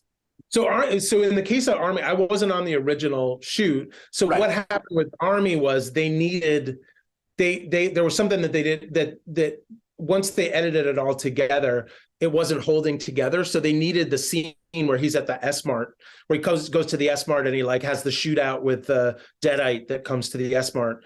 And they just didn't have it. Like this is when they wanted to do a different ending, I guess. That's right. That's right. So initially, I don't know if you've seen the original ending for. Yeah, the original ending's the sad ending where he takes the spoiler for people, but he takes the medicine and then he wakes up 1,000 years into the future or whatever. That's right. Yeah. That's right. And it's right. And the test audiences apparently did not like that. That is correct. I think it's brilliant. It's like setting up like a sci-fi Evil Dead, right? But yeah, Mad Max meets Evil Dead. That's right. It would have been so much fun. But yeah, so that didn't test well. So they needed something to close the movie with. And so I don't know who wrote it or whatever, but we shot the S-Mart stuff. And, you know, and it was like a week's shoot. It's so much lower pressure. It's like, you know what to expect. It's been budgeted. It's like they're just going to shoot exactly what they need. Did I work on the reshoots for? So I did a Wayans Brothers movie called "Don't Be a Menace to South." Don't be a menace in South Central while you're drinking your juice in the hood. That's right. And so same unit, right? What's that? You were second unit on that one. That's what the IMDb says. Okay. That's right. So again, second unit is a lot less pressure, but we also did like reshoots too. So like while you're shooting primary photography, everything's insane and crazy. But then like once the studio has seen that like, well, this movie's not going to do it, we need to like do something more. Like we need to, you know, like this actor quit and now we need to replace them or whatever it happens to be. it's like they already have invested, so they're fine with doing it more rationally. Like they're fine with like spending the money, taking the time. So it's always mellower to do reshoots than it is to do the original. Or at least that was my experience. What's the difference between, so you worked on exteriors for Leprechaun 2. Have you worked on interiors? What's the difference between working on like set exteriors for set interiors? Yeah, so it's all the same. It's like so you're either on location, right? So you're, it's like we need a police station, so we rent this place that looks like a police station. Or we need a jail, so we rent this place that looks like a jail. And then as a set dresser, you come in with a truck full of stuff to dress the set of the jail, right? So, but I'm not worried about like the bars of the jail or anything like that. But I'm going to come in with like, a bunch of paperwork and a poster on the wall, hang in there, baby, or whatever. And I'm putting all that up, and then we shoot in that location until we're done. And then all that stuff has to be out because location fees cost money. But being on set, so like then they've rented like a warehouse or a sound stage and they built all this stuff. So like Return of the Living Dead 3 was a lot of just sets, basically. Yeah, I was going to say, so there are movies where they have like the sound stage and even the low budget movies where you'll just build a set, if there's a scene in a house, maybe you just build like an interior to look like a house. Yeah, that's right. So Necronomicon, all those are 90% of those are sets. Like we did some days out in the world where like, you have people driving around in cars or like stunts with cars or whatever. But most of the stuff you're seeing in Necronomicon were sets that were built by the art department, right? Same with Return of the Living Dead 3. There's like the sewer set. There's like a military facility, where their barrel zombies are being kept, all that kind of stuff. And actually that's a fun story. So Tony Tremblay, the designer, really loved the director of the art department, basically. Yeah, that's right. Loved miniatures. So he built a whole, like there's a scene where you see the whole like warehouse where this military facility is. It's like the place where they're keeping the zombies and they're doing research on them. And I had to like drive out to West Hollywood or whatever and pick up this big set, like this big model, which is all of that with like a hole cut in the back of it. And then basically we like positioned it in front of camera where the camera's shooting through the set. And then there's a wall like down at the end of the warehouse that we painted gray. And you have actors moving around back there. So it looks like there's people on this miniature set, basically. And that was that stuff, that's great. I love that stuff. That's what I went to college for, was that kind of stuff. So that was probably my favorite movie that I worked on, because he was so innovative and he actually had a little bit of a budget to do that kind of stuff. With Return 3 or? Return 3, yep. Yeah. Yeah, so in Return 3, like on location would be like, the zombie and her boyfriend are like on a motorcycle running from the cops or the LA street gang or whatever. And so that's the one where I would say like they had me run around and replant a bunch of plants to make the background look good, right? But that was like maybe a week of shooting where we're out in the world, and then 3 weeks of shooting we're in this giant warehouse in Santa Clarita, and and there's like fog machines. It's not even a soundstage, it's just a warehouse that was empty. Fog machines going 24/7. There's construction happening, so like you'd have to, they'd be building sets while we're shooting, so you'd have to like, somebody would have to scream like, stop the work before we'd start shooting, because then you'd have the background noise. Yeah, and they can't afford to like do ADR, which automated dialogue replacement. They can't afford to do that. So it's like you gotta shut everybody up. And again, back to what you were saying about the pressure of schedules and stuff like that. It's like, I gotta build this set. We're shooting tomorrow. Like, well, we gotta shoot this scene. It's like, so you're like in conflict with each other sometimes too. It feels like. Yeah, I mean, it must be wild because like, the thing I like about those Yuzna movies is they all look, they're on a low budget, but they look slick for budget they're made on.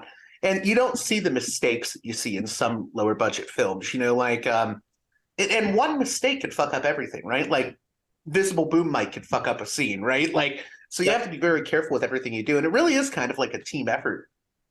Yeah, and that's something I will give Brian a lot of credit for. Like, he didn't pay us very well, but he was he was incredibly aware of how important the look of the film was. And so, yeah, he invested in and that's why he worked with Tony, because Tony was really good at that kind of stuff, and yeah, we cared. We really cared. There's a character in Return called the Riverman who lives in in the sewers, but it's like a pump station or whatever. That set was huge, and a lot of work went into it. And the first thing I ever did in a movie was make basically a chandelier, out of found parts that would be hanging in the middle of that set. And I think maybe you see it once in the movie. It's not a big deal. It's not, but it adds to not just what you see on the film, and the guy who played the Riverman said this too. He's like, this is I can be in character now because I know where I live, So and Yuzna understood that. Wynorski could give a shit, at two ends of the spectrum of these low budget movies. Yuzna, very important look and feel. Wynorski, very important to get done, in 3 weeks. Yeah, the Yuzna films, I guess for me, they look very professional. Yes. They look very professional for an extremely low budget. Yeah. Yeah, and then Leprechaun 2 is in the middle somewhere. It's important to get certain scenes that look really good, but anything else, let's just shoot it. Let's just skip over it as fast. Were the Yuzna movies on a bit of a higher budget than some of the other ones? Or definitely. Okay, I thought so. Yeah. Yeah. I mean, yeah. And all of it was arranged. Most of these would have been under $1 million budgets, but Yuzna would probably be right around $1 million. So I remember there was a movie I worked on called The Substitute 2 or something like that. Class of 1999. That's right. The Substitute. Yeah. So here's something we realized mid-shoot for that movie is, so it was all shot on paintball was a thing back then, if you can believe it. And it was all shot in 90% of it was shot in this outdoor paintball place. And so we built a bunch of sets out there, all that kind of stuff. The reason why we realized halfway through it, which was very depressing, was because the guy who produced the movie had lent money to the guy who had the paintball company, and the guy wasn't paying him back because he wasn't making enough on his paintball field. So they wrote a movie specifically to be shot in that location so that they could get location fees to pay to the guy who had the paintball company that he could then pay back to the producer. So you're halfway through a movie, not a great movie, not a good movie at all, but you're halfway through a movie where you're doing your best and you're oh, this is just so this guy can get paid back for some investment he did. I'm not saying all movies were like that, but there were definitely movies that were, the driving force was less about the movie and more about we need something out in the video theaters with a good cover next week or whatever. But that's not the way Yuzna worked. Yuzna gave a crap. He really wanted those movies to be watchable and look good. That's what's interesting about his movies, because they're quality genre films on not huge budgets, but they're quality. And he's also interested in being commercially successful, but he's able to juggle the two in ways that a lot of people can't. Yeah, well, I mean, a lot of producers, they'll make a movie, it'll be absolute crap, and they'll just be well, as long as it has good cover art. And we'll sucker someone into getting it at the rental store, Yeah, exactly. That's Yuzna. Fuck you, I got your $2. At the end of Ghoulies 4. Yeah, you said Yuzna. I'm sorry, not Yuzna. That's Wynorski. I'll give credit. I know a lot of people that have come to love that movie for some reason. Ghoulies 4. Oh, it's like a cult status now. It's super fun. It's it's over the top and crazy. I mean, part of it is I think he captured the fly by the seat of your pants energy that we were all experiencing. We were all throwing our hands up all the time, but we were doing it in a fun way, not fuck this guy. We're okay, whatever you want, Jim, and I think that's in the film, you feel it. You feel the guys in the Ghoulies suits, they're having a great time out there, and we know it's not serious. But with Yuzna, it was the work was actually harder because we're actually trying to do something that actually feels legitimate. And it is still low budget. So we're trying to make things happen that look amazing with a little bit more money, but not enough money. You know what I mean? So we're still cutting corners. We're still doing whatever. It's wild because that must be true for the special effects dudes too, Screaming Mad Jokes. They're working under budgets. Yeah. 100%. And those, like, again, that's the thing that my takeaway from all those two movies in particular, Return and Necronomicon, is it felt like they were doing it almost pro bono. Like they just wanted to do it. So they were doing, I'm sure they were getting paid, and they had big teams. Like there's the scene that I was describing where the cop falls down the hole and she's in a, pit of dead bodies. There's like, these Cthulhu, they're not Cthulhu, but they're like the old ones come out and suck out her bone marrow. Sorry, spoiler alert to anybody who hasn't seen the movie. But they're like, these beautiful puppets with like these sort of like mouth parts. They look insect-like or fungal. They're sort of like the fungi from Yugoth kind of thing. And it takes like 5 guys to drive one of these things. So they're like all lying under the table, puppeteering this thing. Like they did it because that was fun for them. They didn't do it necessarily because they were getting paid a lot of money. Like they would work on the big budget movies where, people might care that like, are we aging Gump right? Does he look the right age in the scene? Like they really wanted to be making monsters, and so they took these lower budget things because that's what they got to do. So when it comes to like Screaming Mad George or the Japanese director in Necronomicon, Kaneko, is there like issues with like communication? Well, so George I think must have had a little English, but because he didn't have a translator, he would come in. You cut out there for a second, and he would understand what was being asked.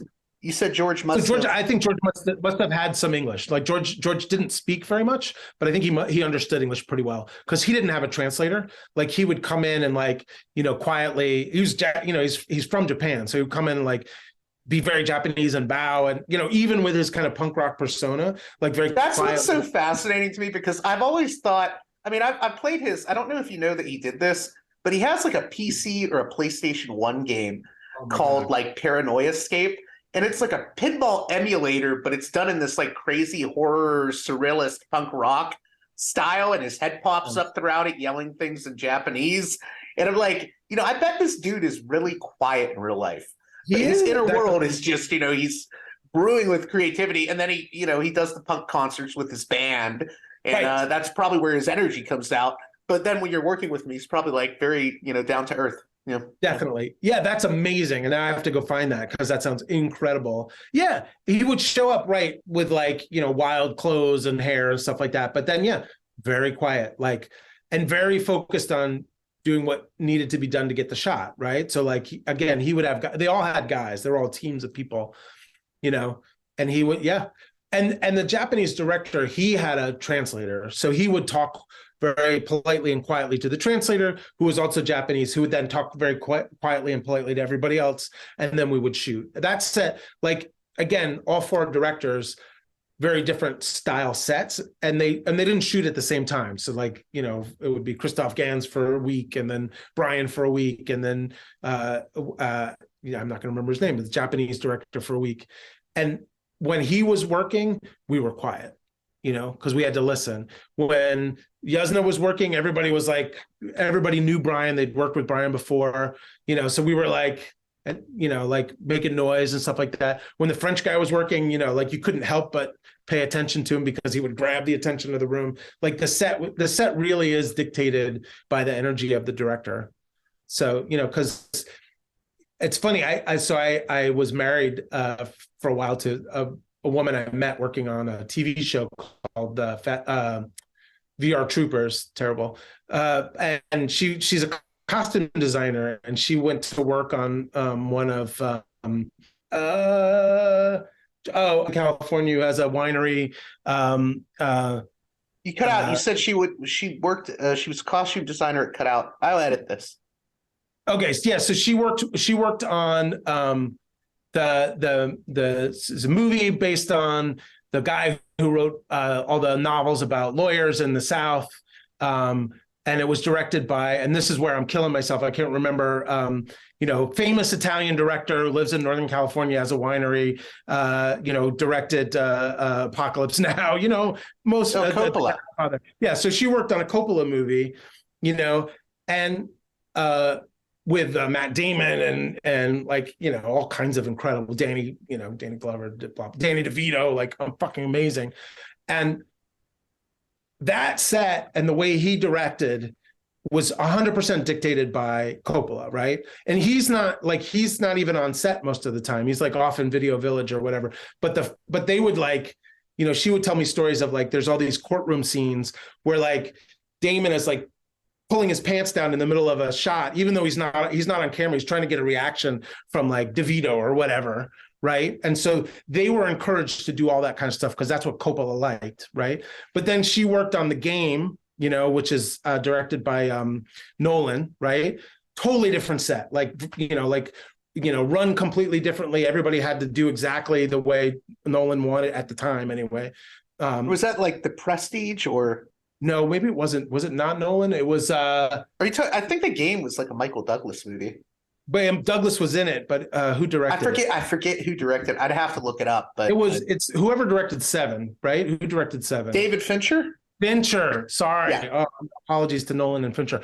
So yeah, a Fincher set completely different than a Coppola set, right? Like, so Fincher much more intense, much like more focused, less playing around. But Coppola was like, they're like jokesters, and also he would just roll, like film would just roll and roll and roll and roll and roll. It's almost like he wants the improvised moments. That's right. Yeah, that's right. Yeah. And so we had the small version of that working in low budget movies, right? Like Yuzna, Brian's sets had a different feel from, Christoph Gans, from, Rodman Flenders, whatever, Just a few more things real briefly, if we can. Sure. So what's interesting to me is, do you think sometimes forget how important the set design and the set decoration are? Because, when I watch movies like those Brian Yuzna movies, I'm not thinking, oh, this is just like a constructed set. You really don't think that when you watch his movies, Right. And sometimes I think people forget like how important that is to these films. Yeah. Yeah. I mean, to me, that's what I got my degree in, was lighting and set design from UC Santa Cruz. And to me, it was everything. To me, it was like, like Blade Runner, one of my all-time favorite movies, like would not be Blade Runner without the neon, without the, without the glass, without the. Well, I was going to say, have you worked on, did you do lighting work on any of these movies or? No. Once I got down there, I was 100%. Okay. Set. Yeah, because the lighting stuff is fascinating because they have to put the gels on, like red and blue gels, and it's pretty in depth in a lot of ways.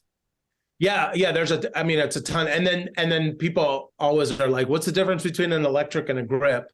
And we used to say electrics make the light and grips take the light away. So they're like, for every light that's pointing at a set, there's like a ton of flags that are making sure that the light's not hitting certain things, or whatever. They're also responsible for camera movement, stuff like that too. But yeah, no, those guys, we worked really closely together and had sort of love-hate relationships. Every department sort of like respects every other department and then secretly hates them. And the electric, just because we're in each other's way all the time. Like if you're an electrician, you just want a clean set to put a light on, and now you got to like slog through like dead bodies and like, slime and, and then there's this like guy who's like, oh, please don't step on that latex body mat, I just need a light. I need to put a light down, like, so we were always sort of like, and again, we're working really hard. We're all sort of like lovingly hating each other, like, saying mean things to each other or stuff like that, and then, at the end of the day, there was respect. Like, you wanted to work with the same crew again. You want to work with the same electricians or whatever. But yeah, you get on set, you just yell at each other all day long, basically, like insult each other all day long. And at the time, art department was like particularly sort of thought of less because we were less technical. Like, I don't think it's true. We're using construction equipment and like, chop saws and Makitas and all that, but we're not like, it's not like giant lighting fixtures or like a camera where you have to get the optics right and the f-stop correct. Like, we're just like dumb guys who like paint things, basically, was the perception anyway. Yeah. You still with me? I mean, getting back to what you said, to me, it's the. What's that? Yeah, I'm still here. Okay. Go on. Oh no, hold on. So getting back to what you said, for me, the set and the setting is like the most, to me, it was the most important thing. Like the reason I love working on Necronomicon is I walked into that warehouse and there's like an old New England, like manor house, like the like sitting there not the outside, but the inside of this house. It's like, it's amazing, and it looks like a Gothic, it looks like out of a Gothic novel. Right. And I know, cause I can walk around behind it, that it's just like a piece of little cheesy plywood, but it's, it's incredible. To me, it was the fun part, the acting, it was like, all right, we need some acting, whatever. But, again, that's probably why I did that job instead of something else, I know in our emails you said you may have a Corey Haim story or two. Oh, God. Yeah. So Fast Getaway 2. Was this during his period? He was like a hard partier type guy, wasn't he? Yes, he was. He was actually trying to stay cleaned up. So we're out in Tucson. He's like, I had I'm property master. So I have product placement of all kinds of things, including like early game systems. So I'm in my hotel room. Corey's hanging out in my hotel room because I have the game system. So he's coming to play video games. And I can't remember which one it was. It was like early Sega or something like that. But yes, like, so an example, like, again, I don't mean to speak ill of the guy, but so mid-shoot, we're like out there shooting, not a great movie, but whatever. It was fun to be in Tucson. And then somebody's like, when I was friends with the production team, like the unit production manager and all that. And she came to me one day and she's like, Feldman's coming. And I was like, Feldman's coming? Like, what does that even mean? Feldman's coming? Corey Feldman. Yep. And so we had to like shut down for a couple of days because he and Feldman, like Corey Haim and Corey Feldman, like went off and like, got into trouble. I don't know what, like those two were tight. Yes, they were. And they were like into prescription drugs and like, they like Feldman came and then we're suddenly like, okay, what can we shoot without Corey? Because we're not going to have him for a while, I mean, he had that much. I mean, that's kind of like, so Corey Haim had some power there in a way. He could be like, well, he was the draw. He was the only reason anybody would have come to see that movie. Is like, he wasn't in his heyday, but he was close enough to his heyday that people were, remembered him. If you have his name on the box cover, people are going to know the name. They may, yeah. And he was, I mean, it's like without him, like we can't have the movie. So yeah, I guess we're going to have to shut down production with him, or not shut down production, but.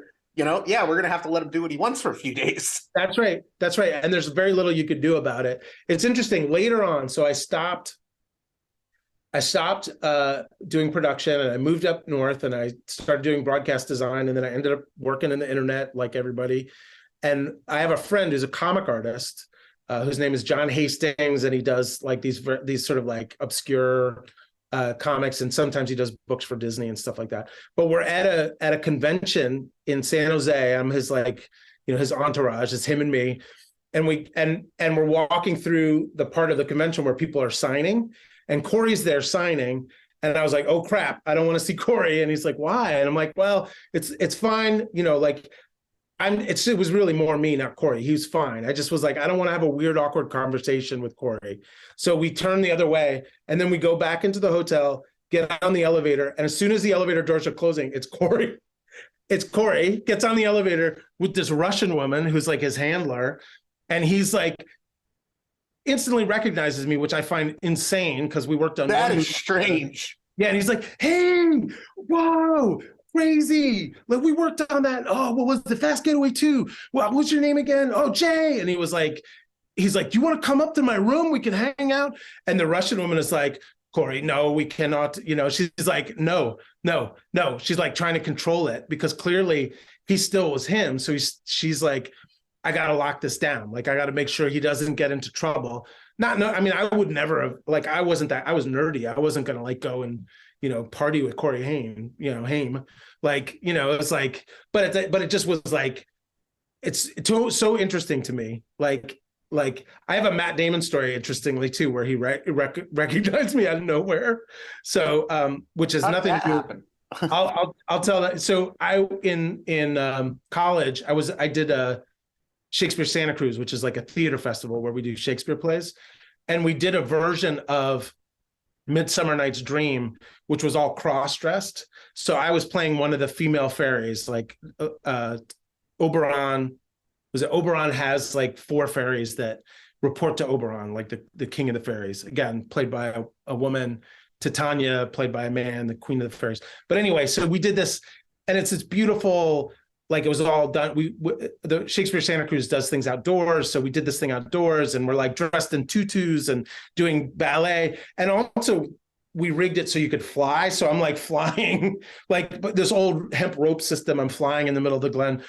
So fast forward to my then wife, now ex, who I still have a great relationship with, is working on the movie that I was telling you about, the Coppola film, which is, I can't remember the name of it now, but he's the main character in it. Damon's the main character in it, right? Well, it turns out he saw the Midsummer Night's Dream that we did. Was this the Rainmaker? Yes, Rainmaker. Yes. So he's the main character in Rainmaker, and he and Ben Affleck saw us. This is before they were famous. Saw us do the Midsummer Night's Dream thing. So I go out to visit Daniela on set in, I think it was Atlanta or something like that, in Memphis, somewhere down south where they're filming this thing. And I go to set. I have all kinds of crazy, weird adventures from that too. But I'm like creeping up on set. They're shooting a scene with Damon in a car. It's outdoors on location. And I'm just standing back there behind Daniela, my wife at the time. And Damon sees me. They're about to call action, gets out of the car, walks up to me, and he was like, you were a fairy. And I was like, and then he's like, oh my God, you were a fairy. And he gives me like a handshake. And then they're like, action. And he turns right around and gets back in the car and does the scene. Fucking blew my mind, because it's like, why would anybody ever have remembered that? Some of these actors must have like insane memories, because they have to memorize scripts. So maybe they just have like, a lot of them must have good memories to be able to do that. I think so. And I think they're also like, they're just like, some of them are just nice. Like they just are really personable. They just know people. Like that's part of why they do the job so well, is they're really like, they remember people, they remember their relationships to people. Like but he sure did, and I didn't meet him back then. He just saw me, again, also I'm like 6'3", dressed in a tutu. It's kind of hard to like, miss that. That's a good point. It is a career that really requires a lot of, you have to have social skills, 100%. 100%. And not like, again, thinking of like Jeffrey Combs and stuff, not all of them have perfect social skills. I want to know, what do you mean by he was, I didn't want to ask this because like, I don't think we're speaking ill of him when you say he was oddball, but what do you mean by oddball? Like what was odd? Phew. I mean, wow. I'm not even sure I can do it justice. He just was like, it's just like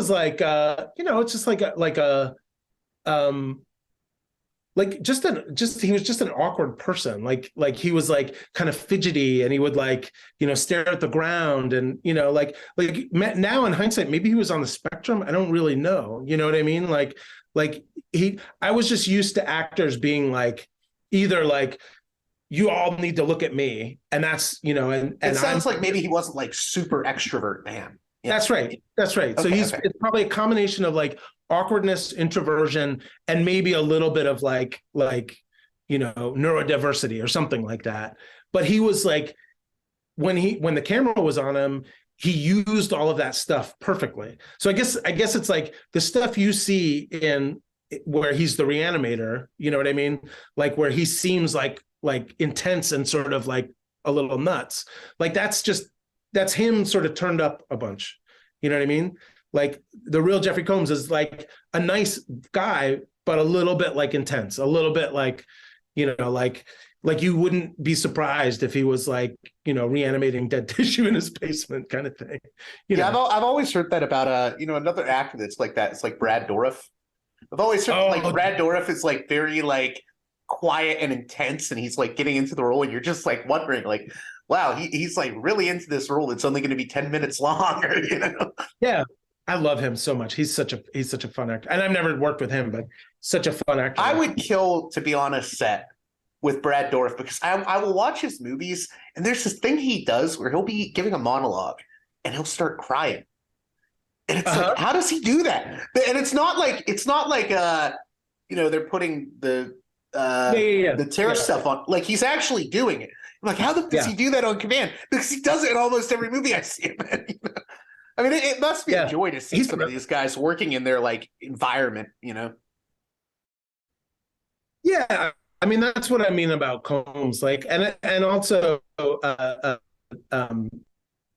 Bruce Campbell.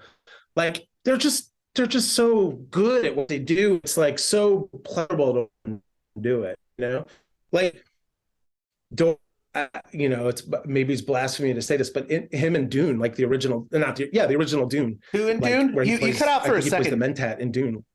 Sorry, Brad Dourif. Brad Dourif plays. Can you turn off the video real quick? Yeah, sure. Okay. You were saying, I was saying it must be a joy to watch some of these guys work in their natural environment. Right. So that's what I was like. Combs, like Jeffrey Combs is an example, and Bruce Campbell's an example. Like, it's just so fun to see them. Like, first of all, they're having such a good time, it feels like, but they're also just so masterful at it. Like, they know what they do well. And you were talking about Brad Dourif. I love him in Dune, like the original. Like, he's so good in that. Like, he's so much fun to watch. And as crazy as that movie is, like, I believe everything that comes out of his mouth. You know what I mean? Like that, and that's the thing. It's like Campbell, even he knows he's doing something slapstick. He knows he's like, he's delivering a line, blah, blah, blah. But I still believe him. I believe he's Ash. I believe he's like, he's got that shotgun from S-Mart and he's gonna like take down the Deadites. Like to me, there were actors that you definitely could tell they were acting, but these guys, I feel like, I don't know, there's just something like there's like a believability, but also like a pleasure in watching them do something that they do so incredibly well. Right. Last two things I was going to ask you. What's the craziest experience you had on a set? Boy, well, so maybe it was there's a scene in Return of the Living Dead 3 where the main character, the woman, like is on this bridge in LA, and jumps and she lands in the LA River, and then she gets picked up by the riverman. So we're shooting in the 3rd Street Bridge, I think it was, like in the bridge, like not on top of the bridge, in the bridge. We're like underneath the roadway. And the sun's about to come up, which is terrible news because we're shooting all this at night.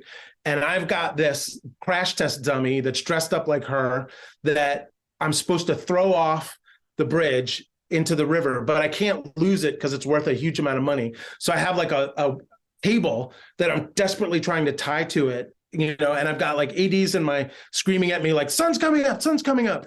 And I'm like basically just like desperately trying to get this crash test dummy of hers that I can throw off the bridge so that we got the shot of her jumping off the bridge, basically. Yeah.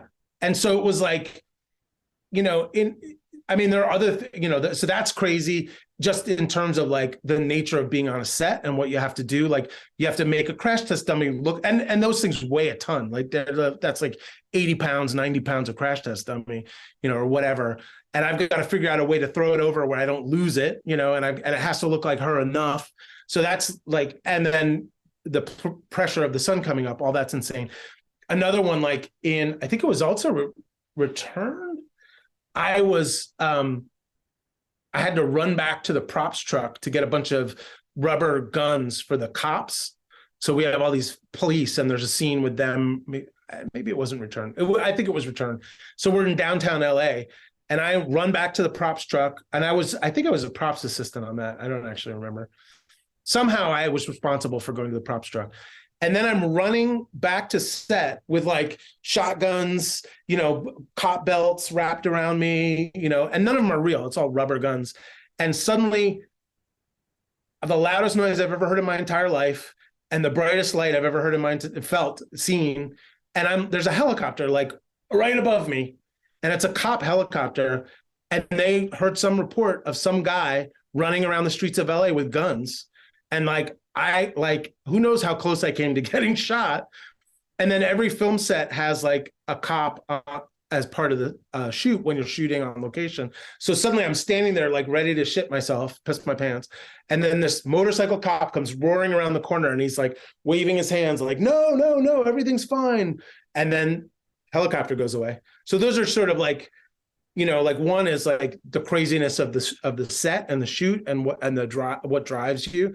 And then the other is like, also we're in the real world. Like, we're shooting in downtown LA. And at the time, downtown LA was really kind of sketchy and frightening and, but you don't think about it because you're just trying to make a movie, I was going to say, did you ever work on a set where you had to do like guerrilla filmmaking? Because I've known low budget filmmakers that will cut corners and like I've known filmmakers that will film without a permit at one point, if they have to shoot a scene. Yeah. So not then. Back then, everything was pretty legit or mostly legit. Later, when I started working on, like when I moved to New York and started doing like really low budget or like student or indie films, yeah, always. Like we did this company that I founded with some friends. We like to say we did the very first web series. We did this thing called Pod Opera Brooklyn, which is like a choose your own adventure soap opera. And we had a scene where we wanted our character to be in a very shishi bar, like have to stand in line at a shishi bar. So we went out and found like this pizza place in Brooklyn that like always has a line, and we just shot that basically. But we never got in trouble for it. We were we were small enough that I don't think we people noticed us. But if we had been like a legit film shoot, somebody would have come up on us. Yeah. What's the do you have like a funniest and then maybe a scariest experience on set? So funniest. This is something I am 100% sure. I've been telling this story forever, but I'm not sure it's true, but I'm going to tell you anyway. So when we were working on Necronomicon, so we were shooting in this warehouse in Santa Clarita, California, which is like way north of LA. And we've got these sets, like I'm saying, there's a set with a bunch of dead bodies in it, blah, blah, blah, blah.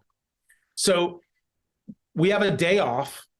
And apparently I was told this, I came to set the next morning and there were cop cars all out in front of the studio, right? I'm like, what the hell's going on? So the story that I was told was there's an alarm tripped in the facility in the middle of the night, and this cop car comes out with two cops in it.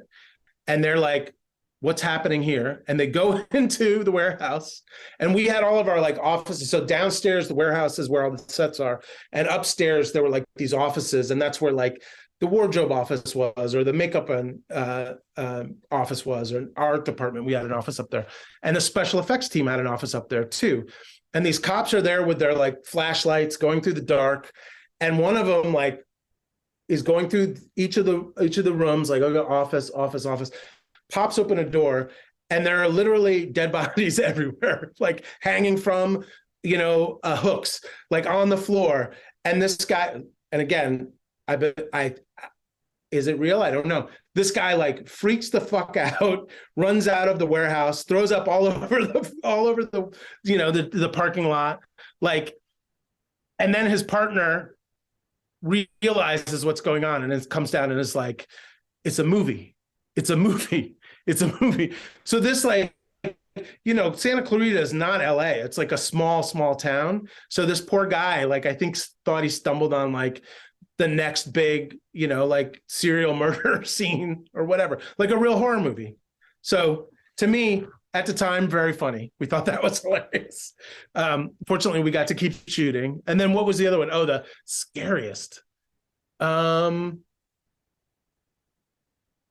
Well, this is actually much later.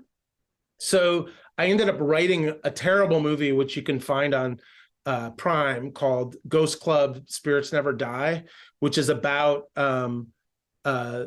sort of, it's like a ghost hunting TV show gone wrong movie. Like 1,000 of these things have been shot. At the time it was new. We didn't get it done in time, blah, blah, blah. But anyway, so we're shooting, and I'm actually in it, and it's directed by a friend of mine who's done a bunch of, Hank Blumenthal, who's done a bunch of things. And we're shooting in this house in the middle of Atlanta. And probably the scariest thing is like, we're shooting all nights. The scariest thing is that I swear to God, that thing, I don't believe in ghosts, but I swear that thing was haunted. Like there were times when you'd be like taking a break from set, sitting in a room, and you'd get like the cold prickles in the back of your neck, or, you know, like people said they saw figures moving around. That was pretty legit scary, you know? And again, I'm, you know, I come from scientist background, so I don't believe any of that stuff, but I definitely felt it. But everything else, like nothing was really, you know, like when you're like nothing in the movies that on screen, I think things probably could be scary. It could never be scary when you're working on the movie, because you can see, you know, the seams, you can see the tape, you can see the baling wire, right? And so anything scary would have been like, oh, well, you know, okay, here's another example for maybe, I don't even remember what movie this was for. I had to create a junkyard. Like, you know, I had to basically create a junkyard. We're shooting outdoors. And so I drove I drove down to downtown LA. I drove to a place where I knew there was a bunch of junk. And I parked my truck and I just started loading shit into the back of my truck, not realizing that people lived there. And so suddenly I'm loading shit into my truck and there's like 10 people pop up, you know, living in like, you know, tents and stuff out there. And they're like, what the fuck are you doing taking our stuff? And I was like, oh shit, I'm not gonna make it out of this. But that was like, it was like 5 seconds of like, oh shit. And then as soon as they were like, you're making a movie? Oh my God, like even if it's a terrible movie they would never have seen or heard of, like, and so I gave them some money and they loaded my truck for me, you know. So it's probably like the moment when I was the most afraid, but it lasted like so short, you know. And that's a weird thing, even in LA where it's an industry town, like it's, people still think of it as sort of magic. Even the people that work in the business, it's like there's a romantic quality, even to a Jim Wynorski film, there's a romantic quality to it. You know what I mean? What's the most, do you have a most scandalous? Because everyone loves scandal candy. We don't have to talk about that if you don't want to. I mean, the Wynorski stuff is all scandalous, like showing up with like, you know, Babs and we have to put, or Bambi and we have to put Bambi in a scene, or like, you know, throwing up into the cooler because he's coked out of his mind. Again, probably not scandalous because he's not ashamed of it. He's not gonna like hide it. He'll I'm sure reveal it all. You know what I mean? So no, I mean, I remember the when I interviewed him, I was like, what's it like working with these actresses? And he's like, I f***ed every one of them. That's exactly right. Oh my God. That's exactly right. He was a really weird kind of, he felt like a throwback actually at the time. And it's shocking, like with Me Too and all that. I'm shocked. He's still making movies.